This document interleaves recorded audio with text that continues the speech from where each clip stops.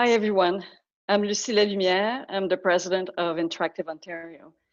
So first off, thank you all for joining us today, and I hope you're all keeping safe. So as you know, funding is even more important now than ever through these trying times.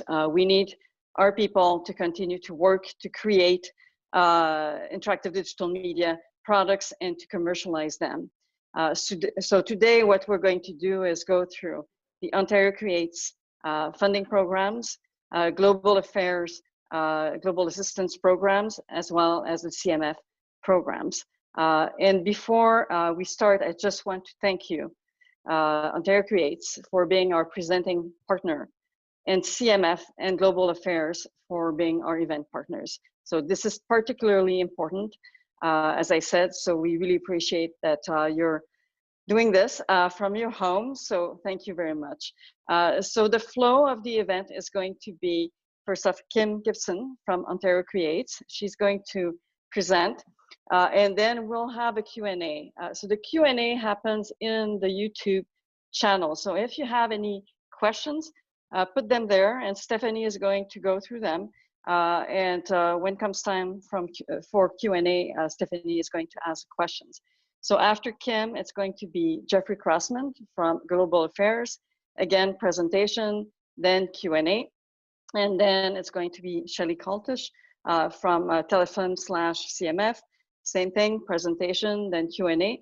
And at the end, we'll have general question for all. And if we have time at the end, Interactive Ontario is doing a lot with you regarding the COVID crisis. So if we have time, I'm going to talk a bit about this, and you'll have the opportunity to ask questions at the end as well.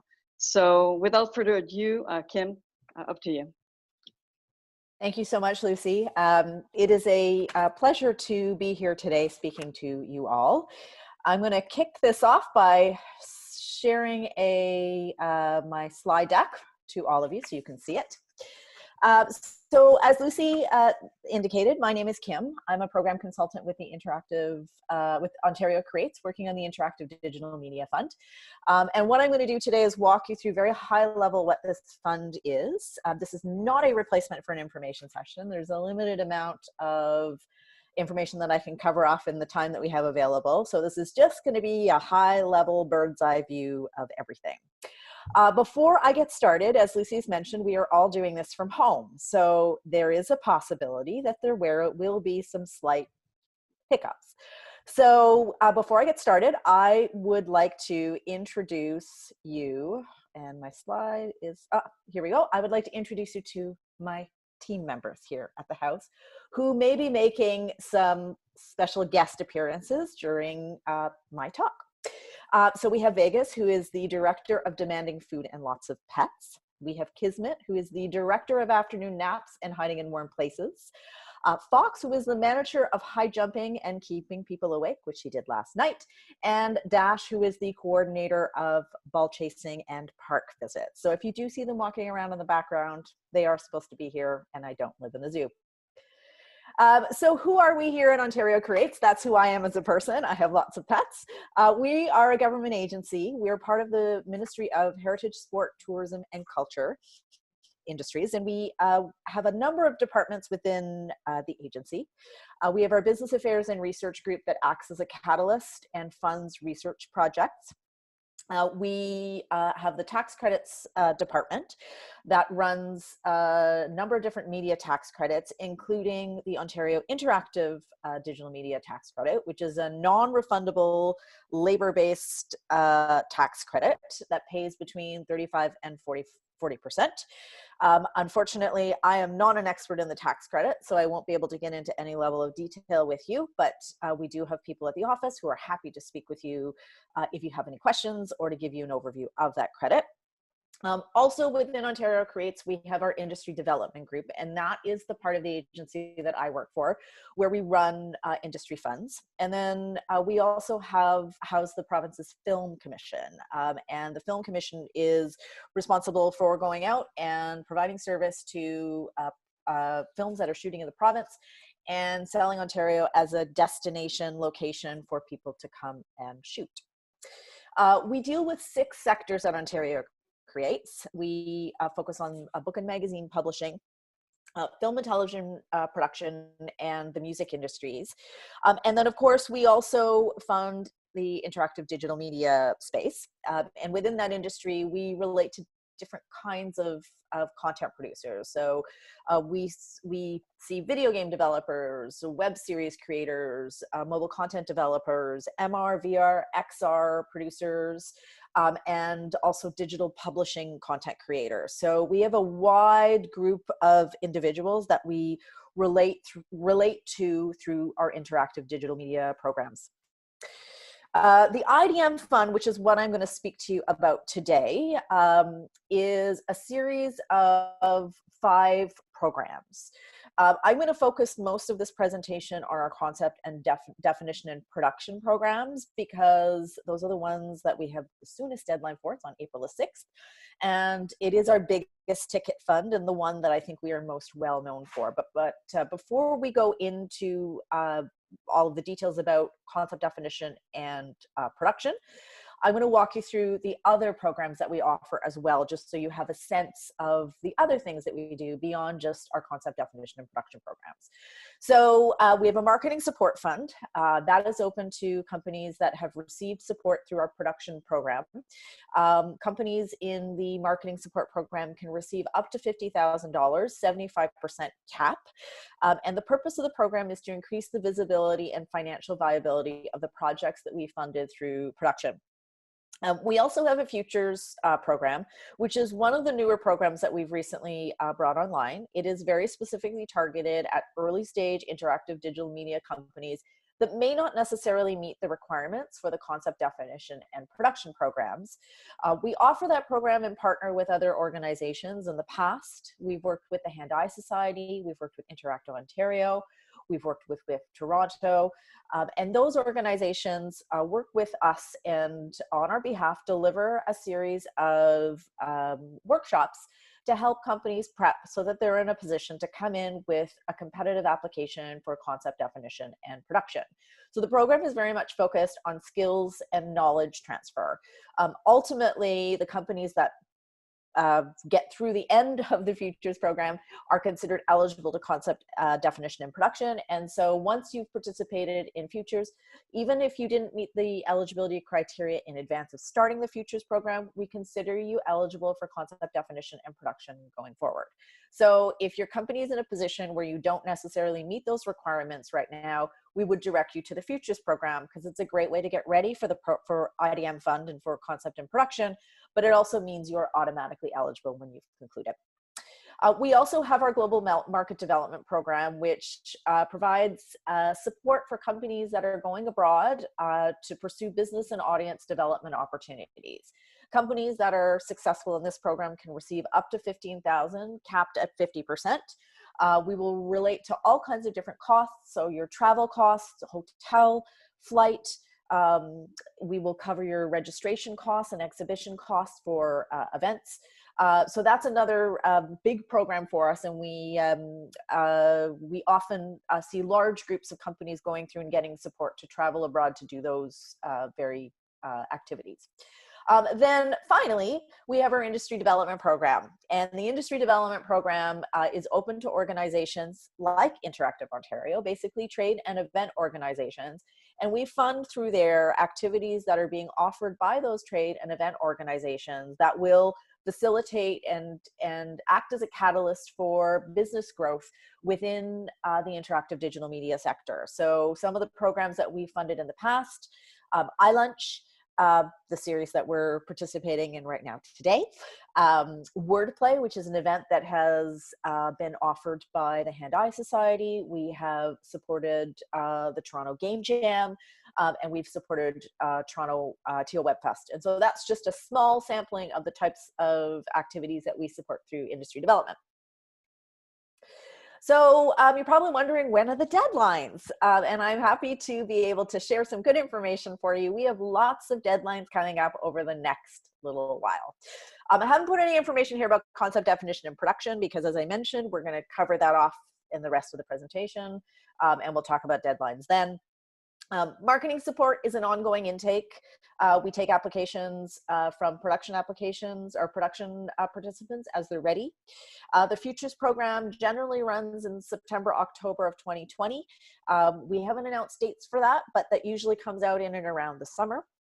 We have a deadline coming up for our Global Market Development Program on May the 25th.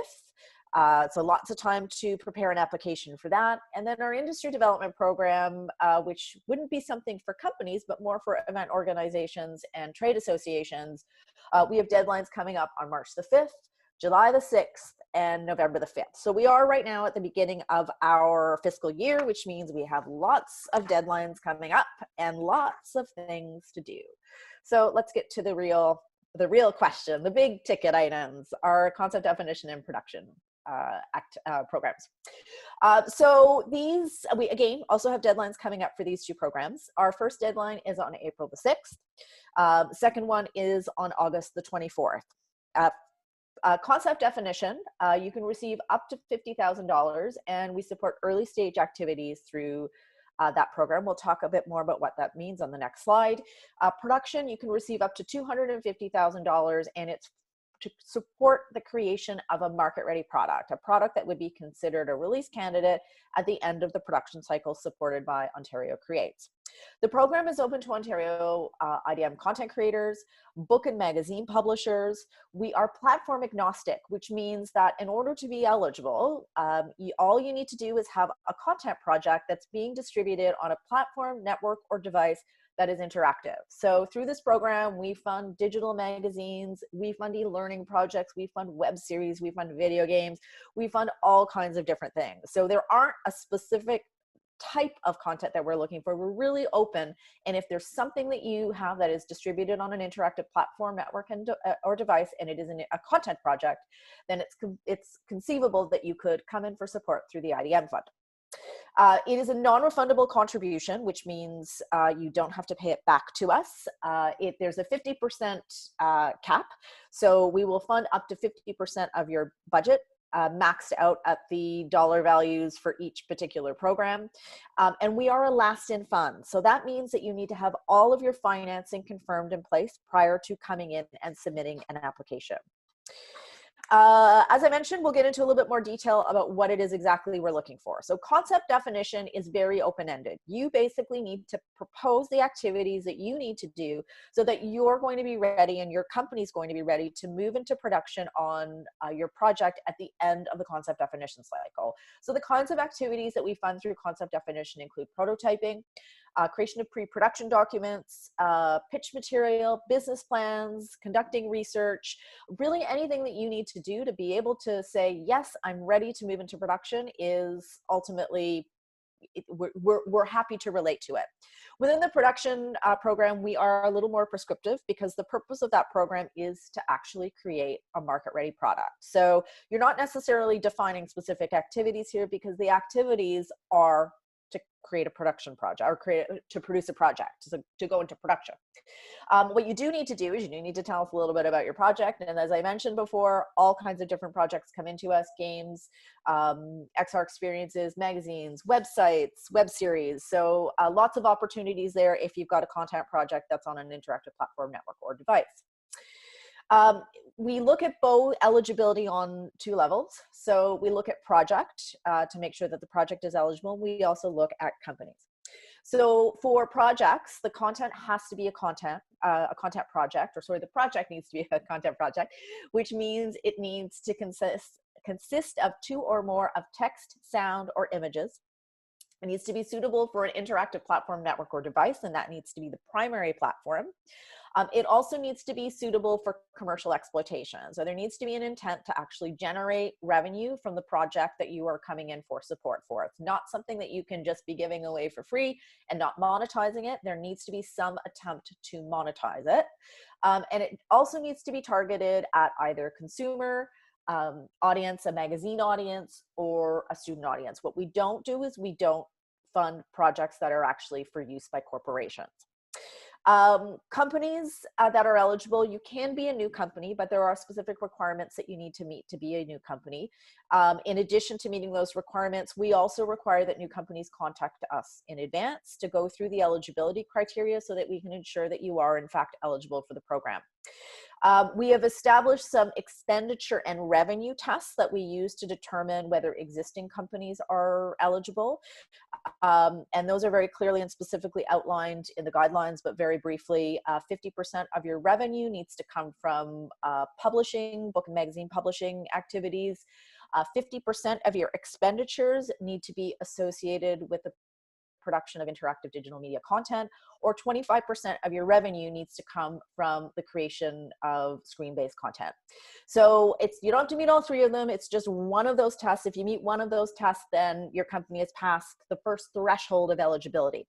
The next thing we need to see with companies that are applying is we do need to see that the company has somebody on staff, an employee, who has a minimum of 3 years of full-time experience working on interactive digital media content creation in a professional capacity.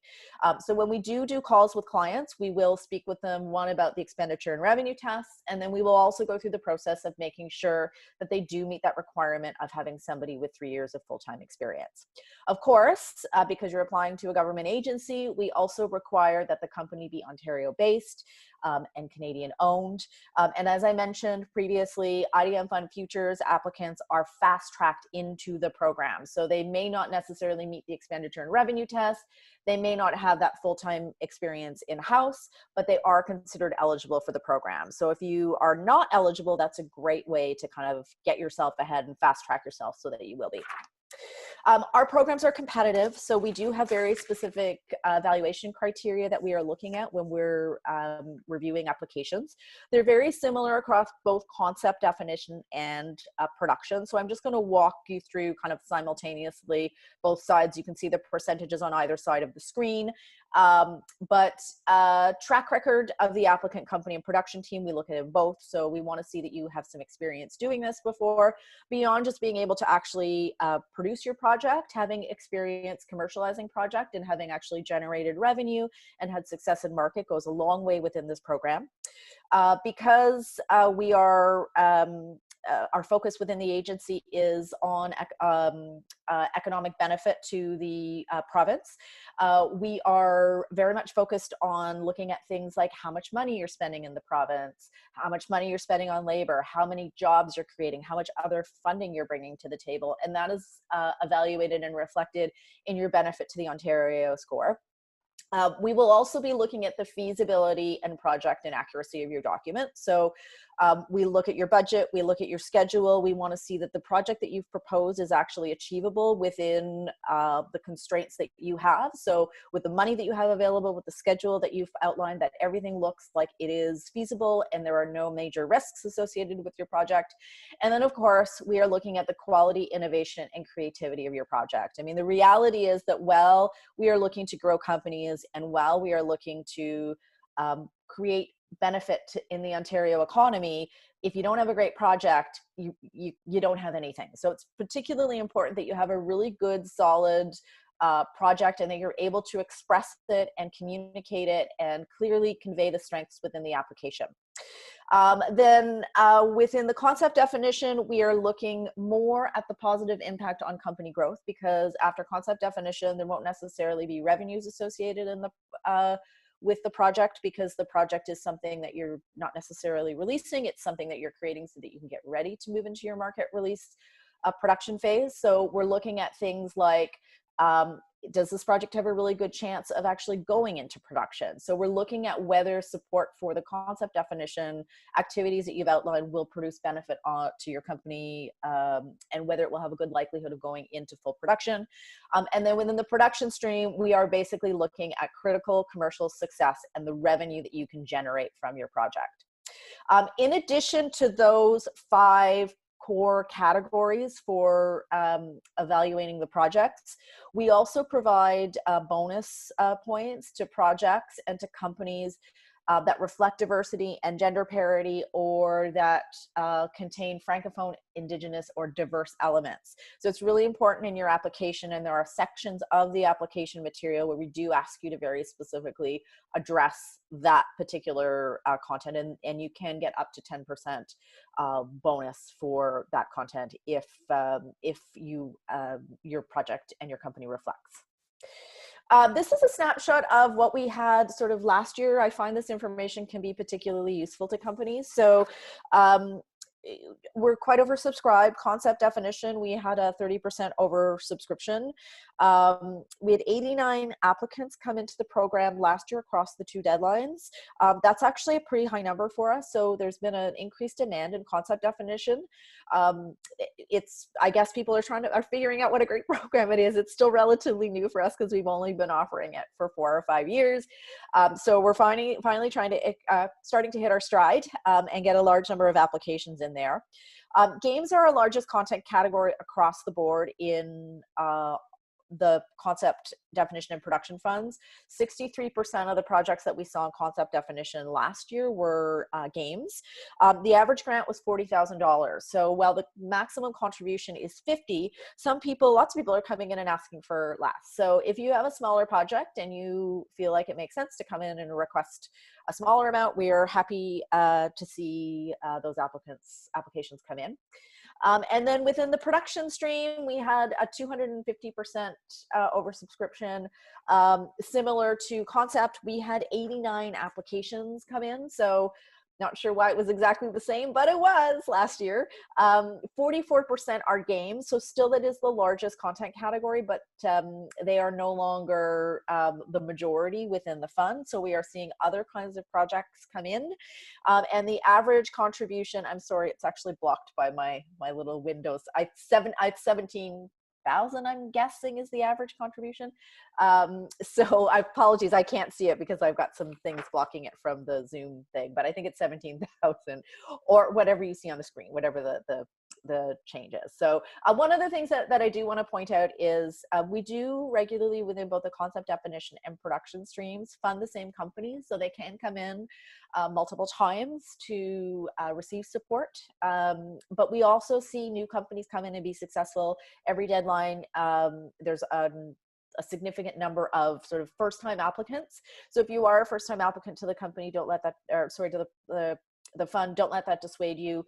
I do encourage you to come in with an application. And this is where you get more information. If you have any questions, you are welcome to send an email to idmfund@ontariocreates.ca. That is our general email box.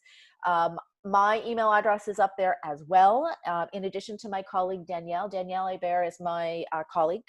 We split the fund. So my area of focus is mostly on video games, and Danielle works with web series producers, e-learning content creators, and digital magazines. So if you have questions, reach out to us. If you're not sure who to reach out to, please feel free to just email the idmfund@ontariocreates email address.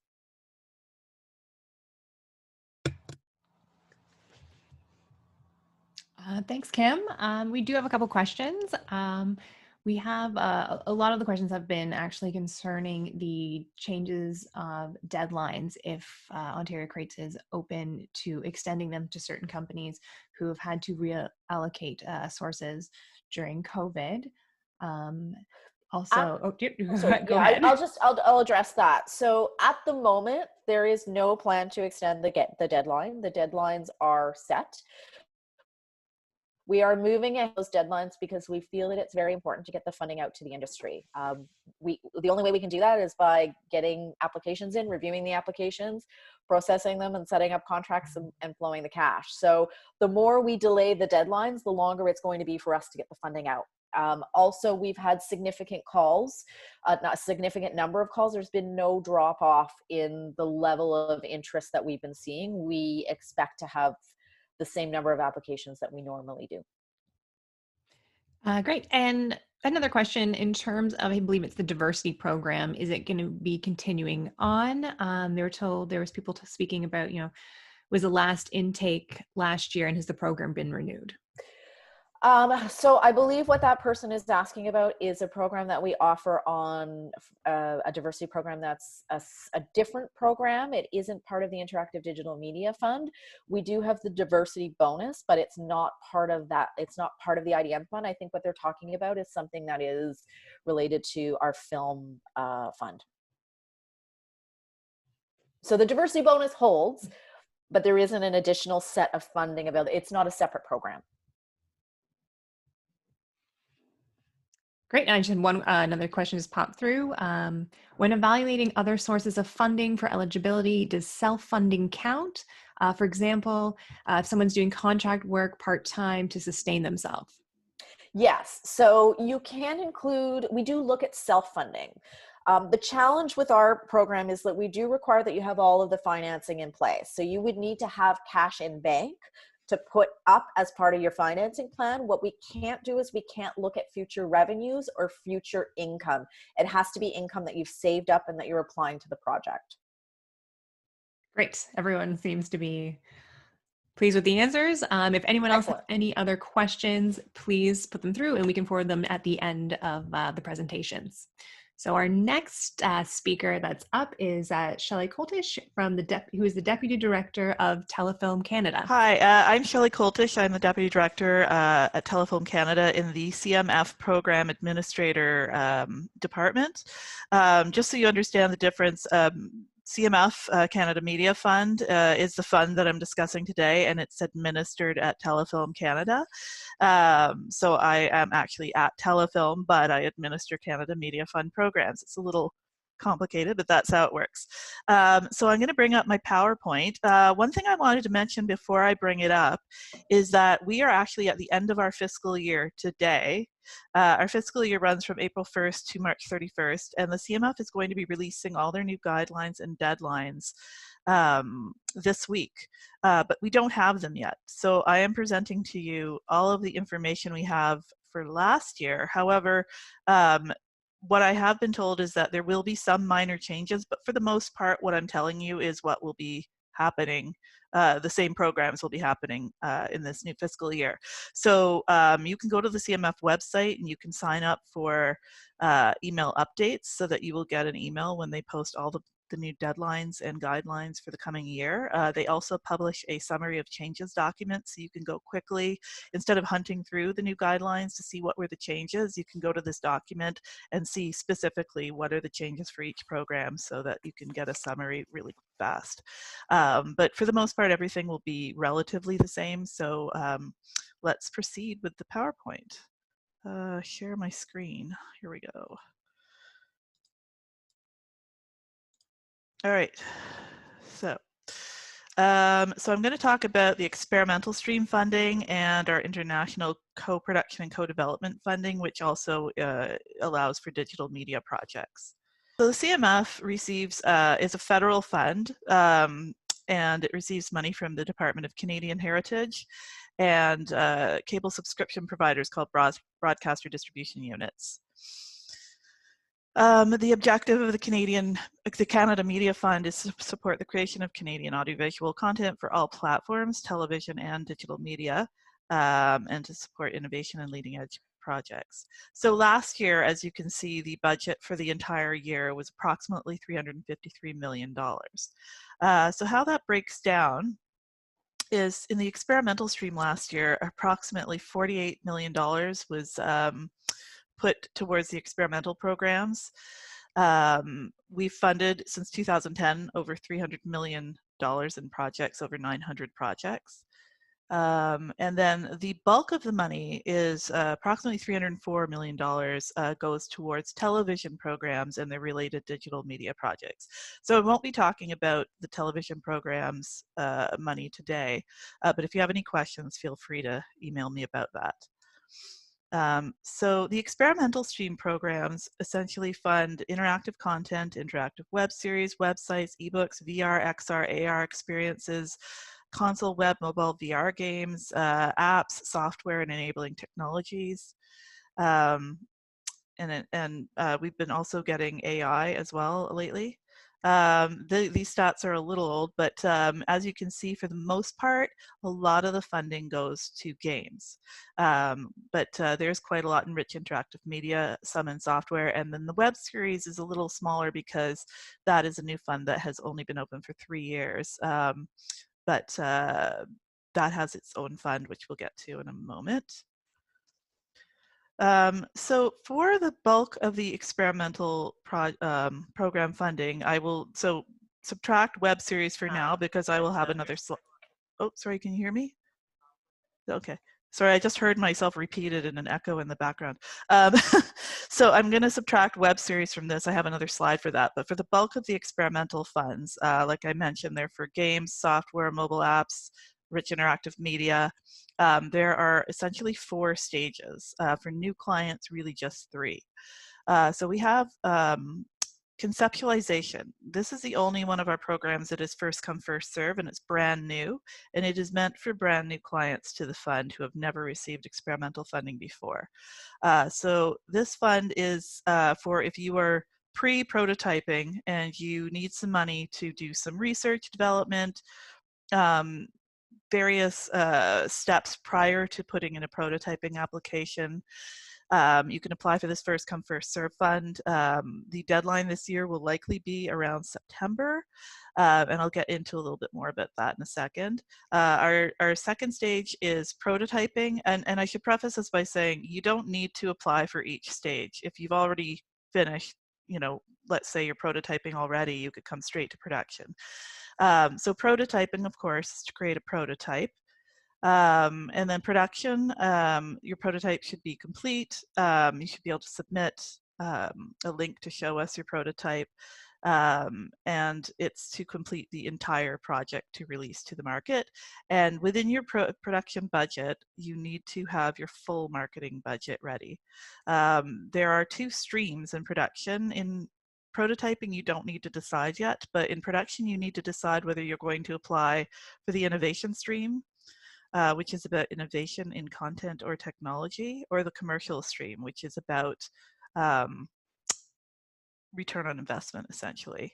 And then for projects that are older, you can apply for marketing separately. Prior to 2018, 2019, we used to only fund production with 1 year worth of marketing, and so you had to apply separately for your marketing. So we've kept that stream open for projects that did not get a full marketing request in the past.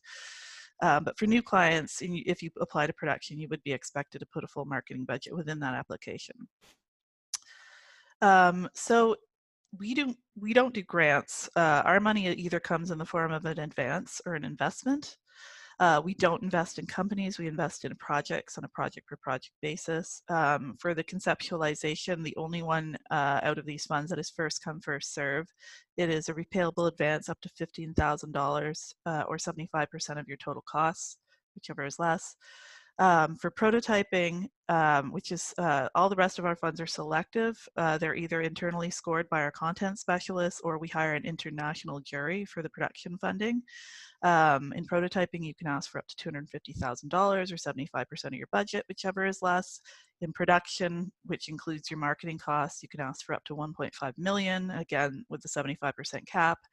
And in limited marketing and promotion, if you have an older project that did receive production in the past, you can ask for up to $400,000.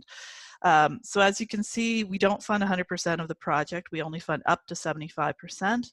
So you are expected to let us know where the other 25% is coming from. So that could be a variety of things, producer investment, possibly other funders, possibly telling us that you're going to get tax credits. But if you have any questions about that, send them through. So eligibility for our funds. To be eligible for the experimental funds, your project has to be significantly interactive or highly immersive, and it has to be connected to the cultural sector. So what does the cultural sector mean? Well, essentially it means arts and entertainment. So if it's a game, it's generally always eligible. What we're trying to do is weed out projects for other industries, so we're not funding software for medical use or technology and research. But if it's connected to arts and culture in some way, then it would be eligible. What I would suggest is if you have something that you do not know if it fits that criteria, rather than just take a chance, please call us and do a pre-application consultation to discuss whether or not your project might fit that criteria. And I will give you the contact information at the end about that. So we do have a web series fund as well. There's several web series funds in Canada. Ours is specifically for second seasons or later. So if you have a brand new web series, we're not for you. You go to Bell Fund IPF, and I guess Ontario Creates as well. I didn't put their logo in there. For our fund though, it's second seasons or later. It should be a web series that was successful previous to application for us. Because we do look at your analytics as part of the scoring and critical success and awards and so on and so forth. You can ask for up to 60% of your budget or $250,000, whichever is less, and it is a recoupable investment, not a grant. And we only fund drama, comedy, children's and youth, or documentary. So as with the other funds and the other experimental funds, none of our funds are a grant. So the ones that are labeled advances would end up getting repaid at a certain point or rolled into the investment if you come in for production funding later. And the investment would, I'm not going to get into the details, but essentially we would get a percentage of your gross revenues is how it works.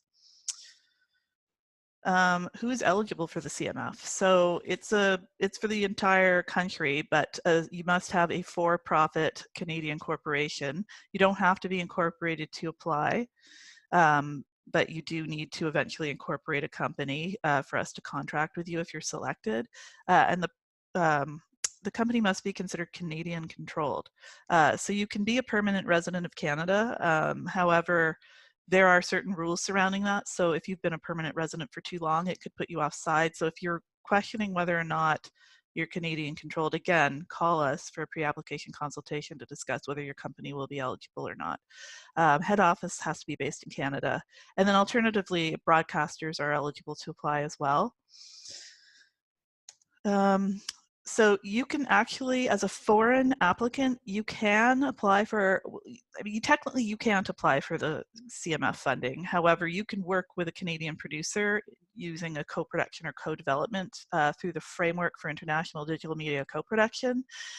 It will only put money, you can only apply for money towards the Canadian side of your financing, but if you are in co-production with a foreign company, you can structure it in a way where your project would be eligible to apply to CMF.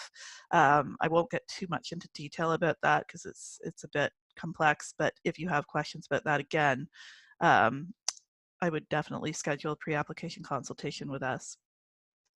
Oh, that's too much. We also have international incentives. So these are some of the places we've worked with in the past. Some of them are for television, but a lot of them, I'd say the bulk of them, are for digital media projects. So if you are working with producers in another country, we do have some matching funds with organizations in other countries, which might be of interest to you. So if you want to talk about any of those, please give us a call. I'll just go back to the experimental funds. So like I said, they're scored internally and or by an international jury. So the breakdown of the points is that you get scored based on your team, your content, your financial viability, which includes looking at your budget, your schedule, your financial plan, your financial stability of your company, and also on your strategic positioning and marketing. Each score is broken down in different ways depending on whether you're applying for prototyping or production. Certain weights are heavier depending on which stage you're in. And then as far as deadlines go, sorry, I'm just going to go to my contact information. So the deadlines will be released this week. Like I said, sign up for email updates if you'd like to know what's going on next year. There will be some minor changes. The deadlines are going to be pretty much the same as they were last year. So in general, prototyping is usually around mid-May and mid-October, and production will usually be innovation production and commercial production usually will be approximately earlier May, but close to mid-May and mid-September-ish. So you can plan for that. You will know specifically the dates this week when they actually do post them. So here's my contact information. That's my phone number, my email address. There is a general email address that you can send questions to our coordination department. That is cmf.fmc.coordination@telefilm.ca. This one is specifically for CMF programs, and it'll go directly to the coordinators handling our programs, so you'll get a faster answer.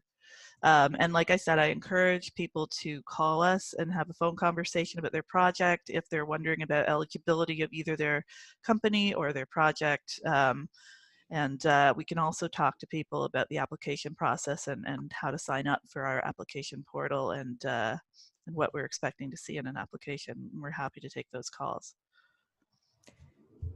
Great. I just had a quick question in terms of, you did speak about the deadlines will be going online. Someone was specifically asking about the German-Canadian incentive, and if there is more information, will be also posted at the exact same time, I guess, in the next week or so. So no, with the international incentives, they tend to be posted throughout the year as we renew those partnerships. I did have a call from somebody a few weeks ago saying that there's a date up on the German Median Board Berlin Brandenburg website. That's not our international incentive. That's one of their own funds. So the April 7th deadline posted on their website is not for the program that we do. Generally, it's usually around the same time every year, but I can't guarantee it. Well, I mean, I can't guarantee, first of all, that the partnership will be renewed or, that the deadline will be the same. But if it is, usually it's in September. So there's some time for that. But yeah, all the deadlines that get posted are generally for our domestic programs, just for Canadian producers, and the international ones get posted throughout the year as we renew the partnerships and decide on the deadlines. So again, another reason to sign up for email updates, because you'll get the press release when it is done. I had a couple questions about people who are working on VR and AR projects. For the financed activities in the experimental, innovation, and commercial funds, what percentage of those games are funded that are actually VR, AR? That's really hard to say. I don't have stats on me, but I would say definitely there's, been a steady increase in VR, AR games, over the last 4 or 5 years. I wouldn't want to say a stat because I honestly don't know, but quite a lot. And then there's a question in terms of going back to COVID. Will funding for projects that are in the LBE space, location-based entertainment, be limited versus at-home VR that people are producing? Not to my knowledge. I mean, I know that LBE games are having some issues now because they can't launch, or they have to shut down if they had launched until this crisis is over. But for now, our deadlines are staying the same. We're not telling LBE projects not to apply. They're absolutely welcome to apply, and they will not be, there will be no bias towards funding them at all. We're basically business as usual in terms of the deadlines. Like Kim was saying, Ontario Creates. I'm never going to stop saying that. But we're not pushing the deadlines for the experimental funds because that would delay money coming into companies, and the companies need this money to go forward. And so while we understand that there may be deadlines and launches of LBE projects, we will not be delaying any of the deadlines to apply for funding. Okay, and question, if someone is currently working on a prototype to complete an academic program, but with a plan to further develop it in a professional capacity, what level of program would they qualify for? I would probably need more information about that. We don't fund projects for individuals in an academic program. If somebody is, though, developing it professionally outside of their university, with their own for-profit incorporation, we can talk about that. I'd need a little more details on the development history to really be able to answer that. Okay, and one more question. So an interactive website, which, software as service, would they be eligible to I believe, let me just read the question here. They're essentially creating content and they're supporting the sector and producers and festivals. Would they be eligible for any funding? Yeah, I would suggest a pre-application consultation for a project like that. We have allowed some software as a service, you know, software for use in the cultural sector. Certainly that's been eligible. If the project is purely transactional and it's being developed just for their own business and not for the industry, then it could be an issue. But certainly if you're developing software for the industry to use, that could be eligible. But I would suggest a pre-application consultation. Great. I think that's all the questions we have right now. Our next speaker is Jeffrey Crossman, who is the Trade Commissioner for Global Affairs. Hello, Jeffrey Crossman here. Thank you, everyone, for the presentations. As mentioned, I work for Global Affairs Canada as a Trade Commissioner, so you've probably heard a lot of Global Affairs Canada in the news these days. The Trade Commissioner Service is part of our department, and I'll just pull up my slide now. So, there. So, I'll get into more about me. Maybe I'll start talking about you as clients. And just how the support mechanisms that the Trade Commissioner Service has. You've heard two presentations with regard to production funding, although I do know that Ontario Creates and Telefilm Canada also have programs to support export. The Trade Commissioner Service is 100% dedicated to supporting exports, and I'll run you through what we can offer. So first off, just in terms of client definition, we looked for Canadian companies or organizations that are based in the community, have economic ties to Canada, can support Canada's economic growth, and are export ready. So these are terms that we use inside. It's quite flexible. When it comes to funding programs, there's a little bit more with regard to what we're looking for. But with regard to who is a client, this would be, I guess, the best way of describing, or at least giving you a good overview. Normally I talk about the value chain. Instead, what I just like to focus here is I cover the creative industries. So I cover film, television production, interactive media companies, music publishing, music, sound recording and performance, book, periodical, performing arts, etc. So quite a few sectors to cover, and interactive media is one of the latest sectors that have taken on. So go back. So speaking again back to me, I'm based here in Toronto. Our offices are right downtown, and we also have offices across Canada. So I know that the audience that I'm speaking to are members of Ontario Creates. However, just to say that we do have trade commissioners across Canada, each one covering various sectors, and we do have people covering the creative industries as well.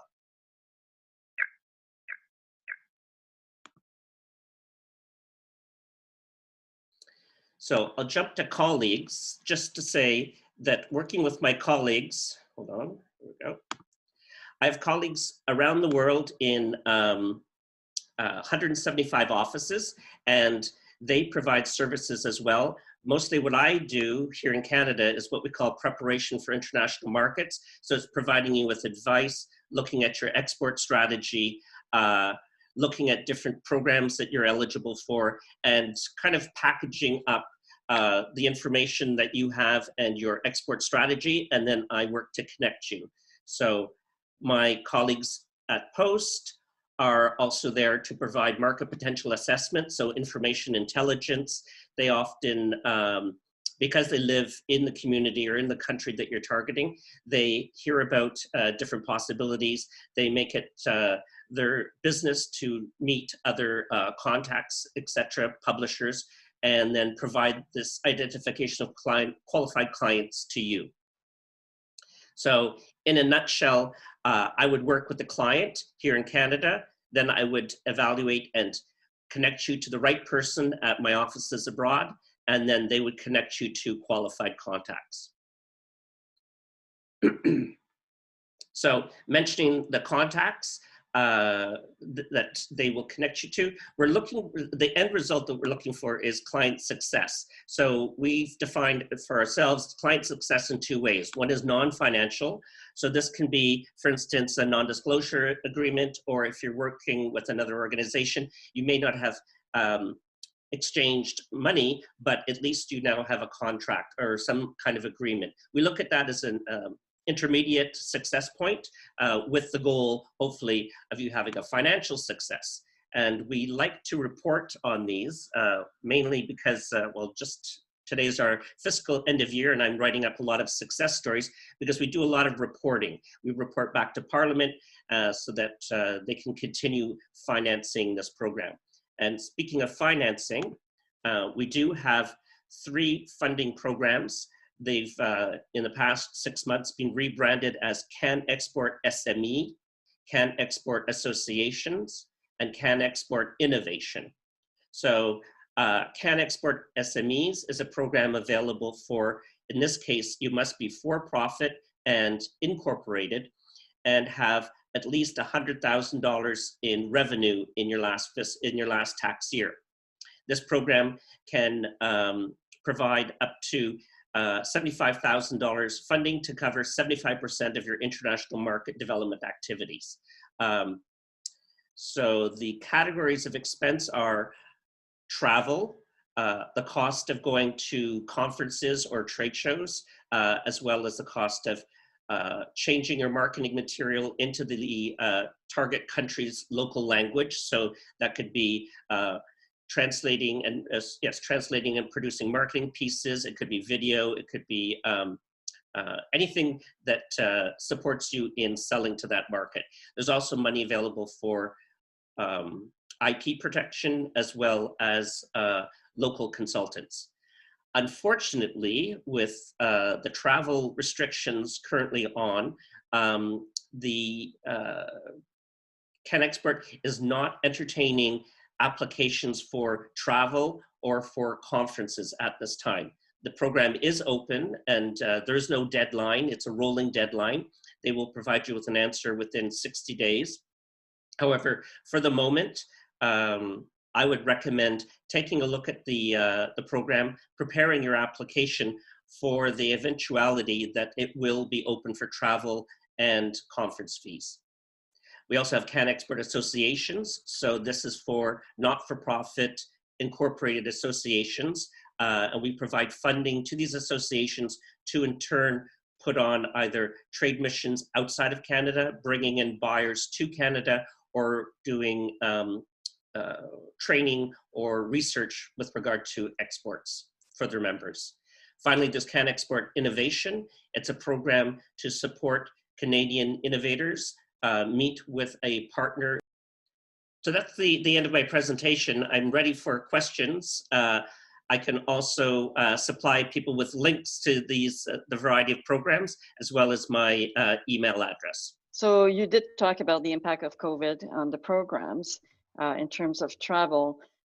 So can you elaborate a bit more on the type of activities that people can submit? I know you mentioned a bit, but if you could elaborate, that would be really helpful.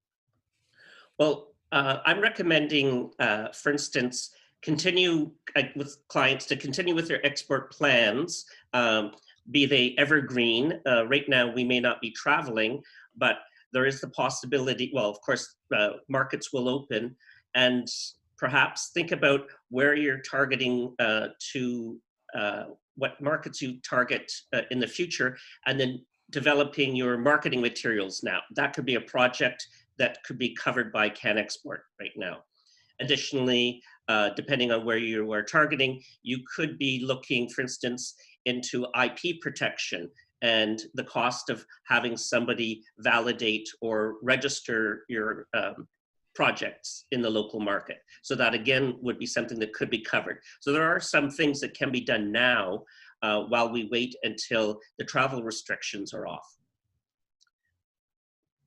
Most of the time, clients in regular non-crisis time, they would apply for attending, most of the time it's conferences. So game developers, example, or G-Star. And so they would put together a slate of trade shows, markets, conferences that they are targeting, and then put that into one application.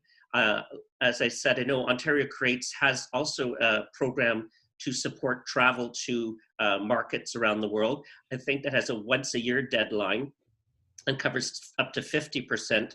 This, as I mentioned, is a rolling deadline, so you can apply at any time. Just be knowledgeable that the processing time is now 60 working days. It was 25 last summer, then it went to 40 in the fall, and now it's 60. They're hoping to cut that down, and what I'm recommending again to clients is to have their application ready, because the moment that the travel directives have been removed, I would recommend having the application ready and then hitting send in the system. That way you'll go right to the top. This program is available to all sectors of the economy. So anyone who is in the automotive business, clean tech, forestry, soybeans, etc. So I'm pushing my creative industries clients to get in there first. And just a quick question. Would the cost of localization of a product, in this particular question, a video game, not just the marketing materials, but would that be eligible under the CanExport SME funding? Good question. Unfortunately not. The program is not for anything related to production, including versioning. It applies to costs that relate to getting your marketing pieces in this case. So for instance, if you had a sizzle reel and you wanted to recut it or dub it or get, or something to that effect, yes, you could, but not for the actual product and versioning itself. And will there be support for online connections of international markets? You talked about dubbing, but perhaps translation services for reaching out to foreign games platforms. Yes. So translation of marketing materials, yes.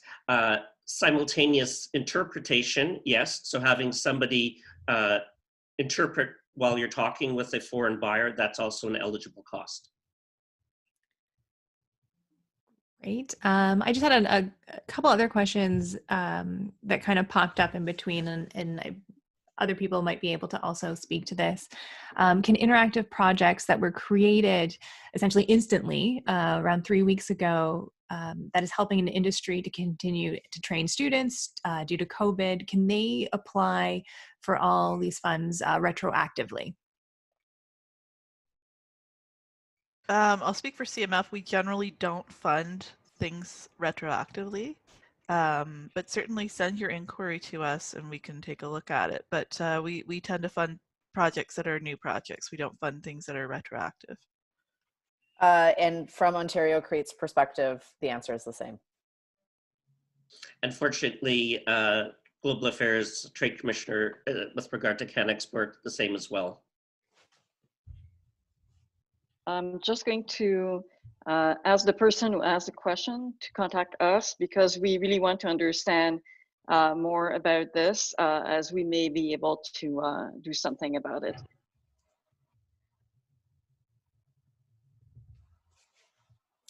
I think that's all the questions that we have right now.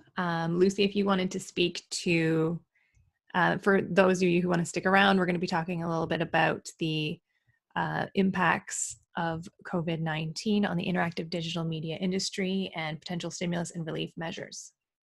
And just before that, Kim, Shelley, Jeffrey, anything else that you want to add that you you thought, oh my God, I should have mentioned this? No. Well, sorry, go ahead, Jeffrey. Was giving, waiting my turn. What I found with CanExport is it's a government program. It may not be clear to everyone some of the terminology, so I'm always available to meet with the client, you, beforehand, before your application, get to know you. It also looks good because that way I can one of the questions in your application, in the application, is, are you currently working with the Trade Commissioner Service, and if so, who? So it demonstrates that you have an understanding, or at least I hope that you'll have an understanding after we meet together. So that's my offer, is that well, nowadays I'm quite flexible with phone meetings, with webinars, etc. So we can do that in advance, help you kind of focus down what you plan to do, what, my advice, etc. As I mentioned, I also have colleagues around the world. They of course are all working from home, so connectivity issues are there. They're also being pulled in to do consular support because we have 1 million Canadians outside of Canada that want to come home. So there's a bit of limited bandwidth in terms of mental bandwidth on their part. But again, I would be pleased to meet with you, connect you to whoever you want. So I guess that would be my little final bit. And a question I always ask, Kim and Shelley, you've heard me ask you that. What's a major, please don't do this, that you want to convey to people, and a major, well, if you do that, that's going to help? Okay. Well, for CMF, I would definitely say, and like I said, all the new stuff will be posted shortly this week. There's nothing up there right now, but for all of our funds, we have a required document checklist and a budget template. Please use those and follow them exactly, because if you try to freestyle your application and do it your own way, that will not serve you well. It needs to be done in the way that we say in the required documents checklist, and in the back of the required documents checklist, it also has a field by field, what our application portal wants you to type in that field. So if you're at all confused, you just consult that. So I would say the most important thing is to download the guidelines, take a look at the scoring grid and see, what you're going to be evaluated on, and then use our required documents checklist, and then do your budget as per our budget template. Don't try and make your own documents. And if you have any questions about any of that, please just call us, and we can have a discussion. Lucy, can I say something? It's Kim. Oh, yeah. Yes. Absolutely. Okay. I agree with everything Shelley has said. Just a couple of things to add. I guess the don'ts, as I'm thinking of the things I'm going to say, the don'ts are kind of the same as the opposites of the do's. So do make sure that you reach out and call us. We are here to help you. That's what we want to do. We want to help you come in with the strongest possible application. We want to see the best projects. We want to review the best applications. So contact us. The don't is don't leave it to the last minute. These things do take time to put together. Most of the work that you're going to do when you're filing an application, if you're serious about going into production and into sort of a concept definition phase, you are going to use the documents that you prepare as part of the application. So it's not a waste of your time to do them, but it does take time. So make sure that you're budgeting sufficient time.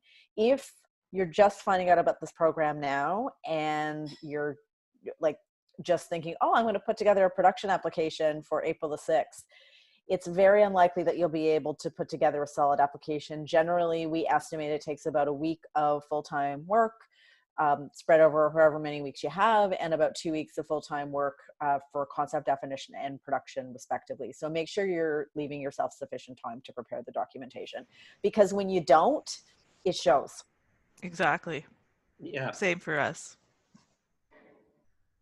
Stephanie, was there any other questions during that bit of discussion?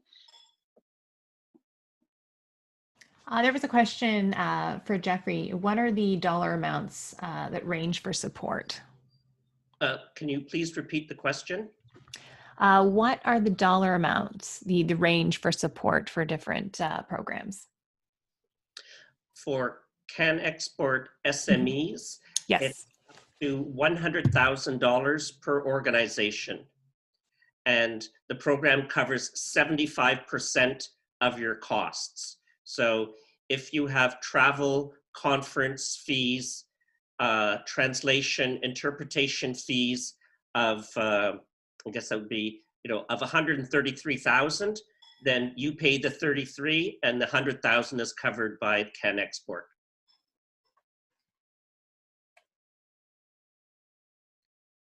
Did you hear that? Mm-hmm. Yep. Yes, thank you. Stephanie, anything else? No, not right now. Okay. Did you hear what I said? Yes. Yes. Thank you. Yes.